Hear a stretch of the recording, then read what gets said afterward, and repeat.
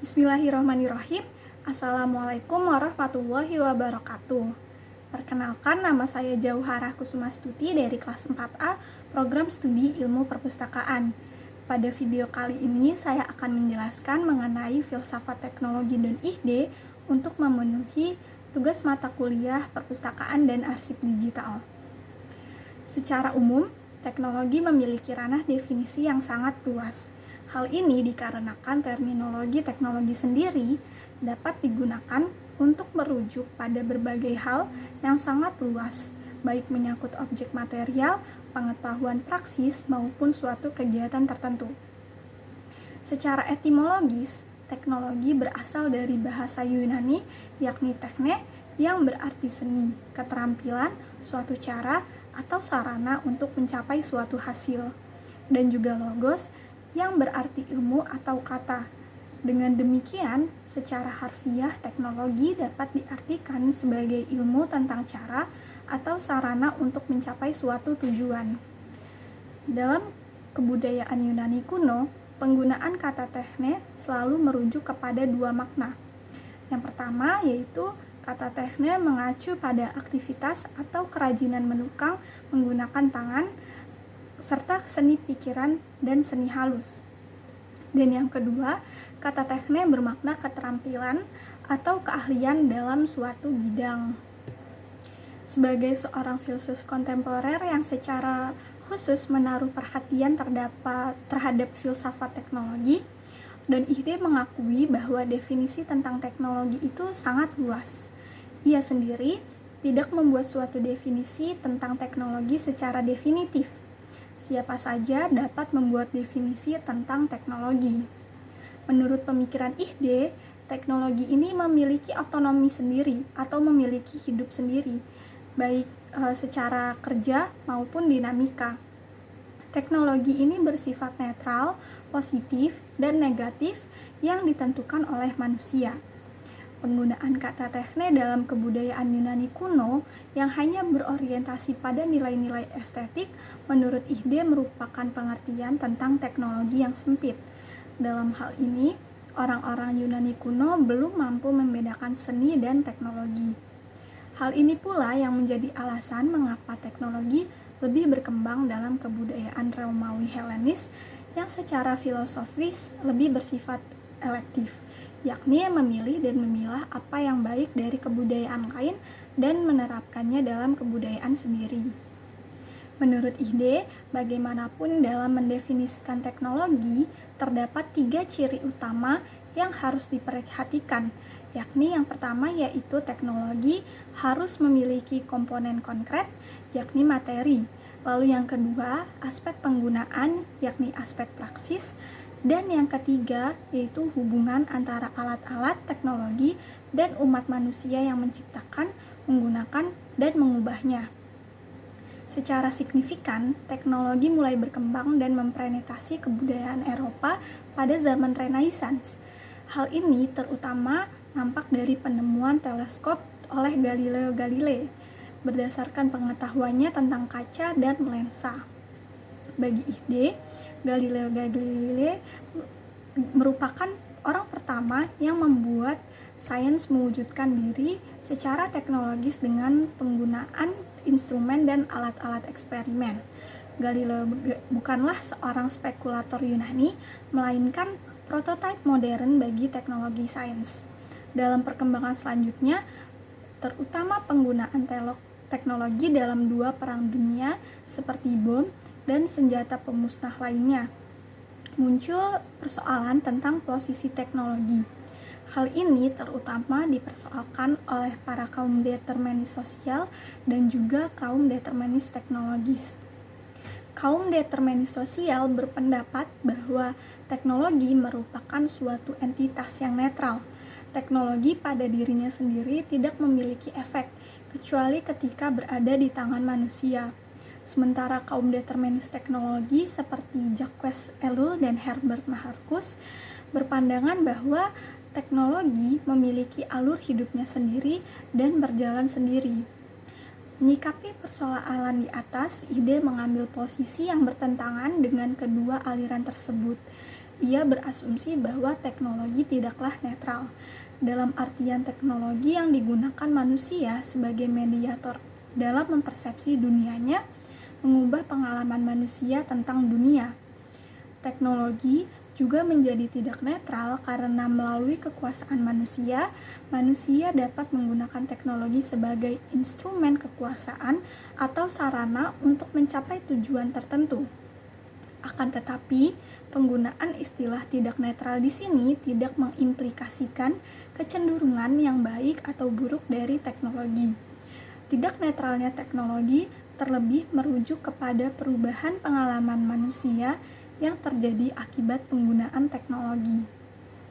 Menurut Ide, filsafat teknologi terlambat muncul dalam wilayah filsafat barat, terutama di Amerika Serikat, karena para filsuf terlalu berkutat pada perbedaan teknologi dan sains serta persoalan mana yang lebih terdahulu. Menurut Ide, agar filsafat menjadi suatu filsafat teknologi, maka filsuf harus menempatkan teknologi sebagai fenomena utama untuk dikaji dan mampu menganalisanya secara reflektif sedemikian rupa untuk menerangkan ciri-ciri fenomena teknologi itu sendiri. Ide menggunakan pendekatan fenomenologis dalam filsafat teknologinya. Melalui pendekatan ini, yang akan dikaji oleh Ide adalah fenomena teknologi berdasarkan model persepsi ala Husserl dan Merleau-Ponty serta model praksis. Ia juga bertitik tolak dari pemikiran Heidegger tentang keberadaan teknologi yang mendahului sains dan sifat praksis dari teknologi. Selanjutnya yaitu ada konsep dasar filsafat teknologi menurut Don Ide. Yang pertama yaitu dunia kehidupan atau life world. Istilah dunia kehidupan pertama kali itu lahir dari tradisi fenomenologi yang dikemukakan oleh Edmund Husserl dengan istilah Lebenswelt. Istilah ini kemudian dibahasakan kembali oleh Ide dalam filsafat teknologinya menggunakan kata life world. Dalam kacamata Husserl, dunia kehidupan merupakan dunia yang dirasakan secara bersama, yang menjadi latar belakang dari semua pengalaman manusia. Pengalaman manusia selalu merupakan pengalaman akan sesuatu. Manusia mengarahkan intensionalitasnya kepada dunia kehidupan di sekitarnya. Dalam artian, pengalaman manusia tidak akan ada tanpa dunia kehidupan. Manusia selalu ada dalam dunia. Dalam artian ini, dunia bukanlah sebuah dunia di luar sana sebagaimana dikotomi yang dilakukan oleh Descartes antara pikiran dan juga dunia. Manusia selalu hadir dalam dunia dan dunia menjadi terminus relasi intensional sebagai apa yang dialami atau noema. Dan pengalaman itu sendiri merupakan bagaimana dunia itu dialami atau noesis. Pada masa kini yang dihuni oleh manusia telah dipenuhi oleh teknologi dan pada kenyataannya manusia tidak dapat hidup tanpa penggunaan teknologi. Semenjak manusia lahir atau bahkan ketika manusia sedang tidur, tanpa sadar manusia telah berada dalam cara pandang tentang dunia yang telah termediasi oleh artefak teknologi. Persepsi manusia terhadap dunia kehidupan mengalami transformasi oleh teknologi. Jalinan teknologi yang erat dalam hidup manusia kemudian membentuk suatu dunia kehidupan baru, yakni dunia kehidupan yang termediasi oleh instrumen teknologi. Teknologi terletak di antara manusia dan pengalaman manusia akan dunianya. Menurut Ide, melalui mediasi instrumen teknologi, manusia pun mengalami dunia kehidupan secara baru, yakni secara teknologis. Selanjutnya yang kedua yaitu instrumentasi dan realisme instrumental. Dalam fenomenologi instrumentasi, Ide dipahami bahwa dunia kehidupan mewujudkan melalui instrumen. Instrumen dalam artian ini merupakan teknologi yang mewujud dalam bentuk alat-alat seperti teleskop yang mampu membantu manusia untuk melihat benda-benda yang jauh, serta arloji yang dapat mengukur waktu dalam satuan jam, dan semua alat ciptaan manusia lainnya. Dalam konsep postfenomenologi ide, relasi instrumental manusia dengan dunianya dipahami sebagai relasi yang lebih bersifat materialistis. Instrumen dalam konteks ini bukanlah ranah yang dituju atau objek dari pengalaman itu sendiri. Instrumen hanya merupakan ekstensi dari organ tubuh manusia. Persepsi manusia pun berkembang melalui pengalaman menggunakan artefak atau alat-alat teknologi. Peran instrumen dalam kehidupan manusia pada akhirnya memunculkan suatu perspektif baru, yakni realisme instrumental. Menurutnya, realisme instrumental merupakan irisan antara filsafat teknologi dengan filsafat sains. Alat-alat teknologi atau instrumentasi mendekatkan dunia kehidupan dengan dunia sains. Dalam hal ini, sains yang teoritis menemukan manifestasi materinya dalam instrumentasi. Sains mewujud dalam teknologi. Wilayah teoritis sains mengecil akibat peran instrumen dalam mengubah status entitas dari teoritis menjadi nyata. Dalam filsafat teknologi ide, fungsi instrumen dilihat secara lebih positif, yakni instrumen menyampaikan ciri-ciri entitas, menunjukkan kemampuan instrumen, peningkatan persepsi, dan membuat apa yang sebelumnya teoritis teramati.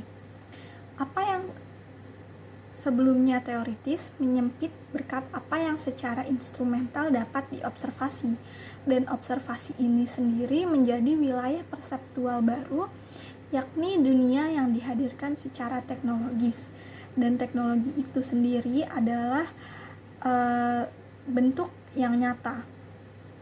Instrumen dan dunia yang direpresentasikan adalah kenyataan itu sendiri.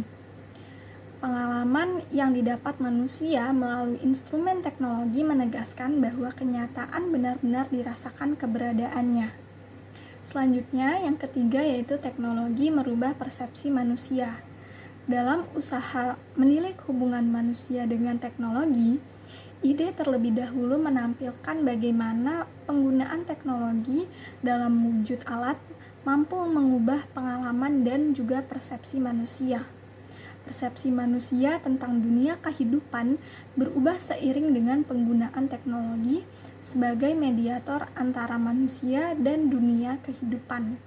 Dalam konteks ini, terdapat dua jenis persepsi, yakni mikropersepsi dan juga makropersepsi. Mikropersepsi adalah persepsi manusia yang langsung melalui tubuh dan semua inderanya. Kita adalah tubuh kita yang dalam arti fenomenologis, kita ada di dalam dunia yang mengalami gerakan, persepsi, dan emosi dengan tubuh. Pengalaman kebertubuhan seperti ini oleh ide disebut sebagai body one. Sementara makropersepsi adalah persepsi yang manusia peroleh melalui struktur atau budaya di mana manusia berada, seperti cara berpikir dan juga kebiasaan. Pengalaman kebertubuhan seperti ini atau makropersepsi ia sebut dengan istilah body two. Setiap mikropersepsi telah tersituasikan dan tidak terpisahkan dari suatu makropersepsi. Dan di antara body one dan body two terletak dimensi ketiga, yakni dimensi teknologi. Menurut ide, dengan teknologi, cara mengalami dunia diubah secara ontologis. Selanjutnya, saya akan menjelaskan mengenai bagaimana penggunaan alat-alat teknologi mampu mengubah pengalaman dan juga persepsi manusia tentang waktu, ruang, dan juga bahasa. Yang pertama yaitu teknologi mengubah persepsi waktu. Pada masa kini, waktu yang kita kenal melalui penciptaan alat-alat penunjuk waktu seperti arloji, kemudian melalui arloji, konsep waktu diukur dan dihitung dalam satuan jam. Arloji menjadi alat teknologi yang sangat penting dan berpengaruh dalam perkembangan sejarah peradaban manusia, terutama di Barat. Dengan konsep ini, waktu pun dapat diukur dan dikuantifikasi. Dapat dilihat perbedaan yang mencolok pada masyarakat yang menggunakan arloji sebagai pengukur waktu dengan masyarakat yang tidak menggunakannya. Sebagai contoh, masyarakat petani yang bercocok tanam mengikuti pergerakan musim, peredaran matahari, dan juga bulan. Tidak ada ketergantungan pada arloji sebagai alat penunjuk waktu dalam kegiatan bercocok tanam. Waktu dalam hal ini terlihat lebih santai dan juga mengalir. Hal ini berbeda dengan masyarakat yang menggunakan arloji untuk mengukur waktu. Mereka tidak melihat tanda-tanda alam seperti kedudukan matahari ataupun bulan untuk mengukur waktu. Cukup dengan melihat arloji, orang langsung mengetahui waktu. Hal ini pula yang turut mengubah persepsi manusia tentang waktu, terutama di barat, di mana orang-orang sering mengatakan bahwa time is money atau waktu adalah uang. Oleh karena itu, waktu yang diukur dengan sistem jam selalu menunjukkan kepastian. Melalui konsep waktu yang terukur dalam arloji, alam pun dilihat secara lain. Jika pada zaman dahulu manusia mematok hidupnya berdasarkan alam dan membaca alam untuk mengetahui waktu, yang terjadi sekarang adalah terbalik, di mana manusia mengukur alam berdasarkan konsep jam. Melalui arloji manusia membaca alam. Muka arloji merupakan teks yang harus dibaca dan ditafsirkan. Dalam hal ini, waktu dipersepsikan secara hermeneutis. Perbedaan dalam persepsi waktu juga dapat dilihat pada penciptaan jam analog dan juga jam digital. Pada wajah jam analog, kita dapat melihat dua aspek, yakni waktu sekarang dan juga rentang waktu. Selain berada pada jam yang ditunjukkan, misalnya pada jam 12, kita juga ditunjukkan rentang waktu dari jam 1 sampai dengan jam 12. Sementara pada jam digital, yang ada hanyalah waktu sekarang. Waktu yang ditampilkan adalah waktu yang aktual dan rentangan waktu terkesan dihilangkan. Oleh jam digital, satu dimensi waktu dimagnifikasi dan dimensi lainnya direduksi. Demikian juga dalam penggunaan alat teknologi seperti penggunaan jam digital ini, selalu terdapat struktur magnifikasi pada ciri tertentu sekaligus reduksi pada ciri yang lain. Dengan memagnifikasi suatu objek tersebut kemudian dipindahkan dari kedudukan sebagai latar belakang ke latar depan yang dihadirkan ke hadapan pengamat atau pengguna arloji. Perubahan ini dapat dikatakan sebagai tidak netral, tetapi berlaku pada semua jenis alat teknologi. Pembacaan alat melalui konsep waktu yang terkuantifikasi dalam arloji merubah persepsi manusia terhadap dunianya. Hal ini kemudian memunculkan suatu pandangan mekanistik tentang dunia. Bumi merupakan arloji tempat manusia hidup. Alam merupakan satuan waktu yang mana pergerakannya berjalan sesuai cara kerja arloji.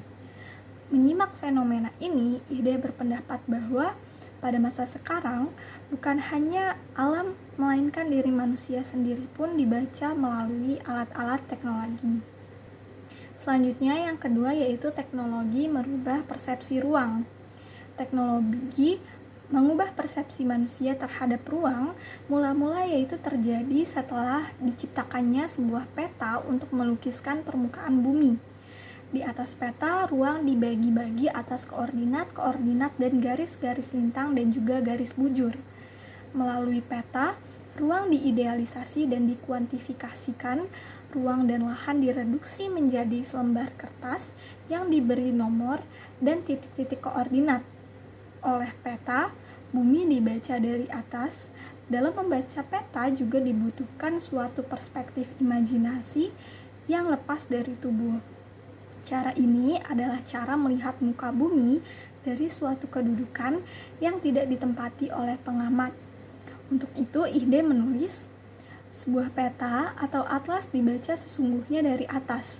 Sejauh ia mewakili daerah tersebut, daerah itu dilihat dari langit. Hal ini merupakan cara melihat bumi dari posisi yang sesungguhnya tidak saya tempati.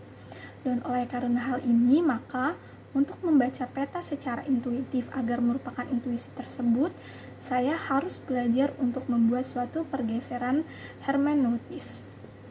Cara melihat seperti ini meskipun masih menggunakan mikropersepsi, yakni menatap peta dengan tubuhnya, tetapi pengamat juga berimajinasi bahwa ia sedang berada di atas permukaan untuk melihat hamparan permukaan bumi di bawahnya. Contoh lainnya adalah bagaimana kita melihat melalui teleskop. Pengaturan lensa pada teleskop memagnifikasi benda-benda yang sangat jauh, yakni benda-benda angkasa yang tak dapat dilihat secara jelas dengan mata telanjang. Perubahan dalam cara melihat ini juga mengakibatkan perubahan dalam penerapan ruang tubuh. Hal yang berubah adalah rasa kejauhan dan kedekatan terhadap objek penglihatan. Ruang tubuh berubah melalui teleskop. Apa yang pada kenyataannya jauh dilihat sebagai besar dan juga dekat. Cara mempersepsi ruang seperti ini juga mengakibatkan terjadinya reduksi terhadap apa yang ada di sekitar. Dengan teleskop, pandangan kita menjadi terfokus dan terkesan mengabaikan atau bahkan menghilangkan pemandangan lain di sekitar, dan indera yang menjadi fokus adalah indera penglihatan. Hal ini sangat berbeda dengan cara melihat tanpa bantuan teknologi teleskop. Manusia melihat menggunakan seluruh tubuhnya dalam kesatuan dengan indera-indera. Selanjutnya yang terakhir yaitu teknologi tulisan mengubah bahasa. Tulisan dapat dilihat sebagai sesuatu yang mentransformasi bahasa dan pengalaman kita. Kita dapat mengatakan bahwa tulisan merupakan teknologi dari bahasa, karena penulisan suatu bahasa bagaimanapun selalu menggunakan alat-alat yang adalah teknologi sederhana. Dalam setiap kebudayaan, selalu terdapat bahasa tulisan yang berbeda-beda. Ada yang menggunakan sistem huruf, tetapi ada juga yang menggunakan sistem gambar. Tulisan merupakan contoh yang paling baik dalam menggambarkan ketertanaman teknologi dalam budaya. Dalam budaya-budaya yang menggunakan bahasa tulisan, pengetahuan dan kata-kata diakumulasi dalam bentuk tertulis. Tulisan memampukan orang untuk menyimpan pengalaman-pengalaman pada waktu lampau dan menghadirkannya pada masa sekarang. Namun, tulisan juga memiskinkan bahasa kita dengan mereduksi bahasa lisan yang selalu ditampilkan dengan bahasa tubuh yang mencakup ekspresi dan juga intonasi suara. Bahasa tulisan terkesan lebih kaku ketimbang dengan bahasa lisan. Persepsi manusia tentang bahasa semakin berubah dengan terciptanya alat-alat teknologi seperti komputer yang meradikalkan tulisan ke dalam bentuk elektronik. Sekian penjelasan saya mengenai filsafat teknologi dan ide. Kurang lebihnya saya mohon maaf. Wassalamualaikum warahmatullahi wabarakatuh.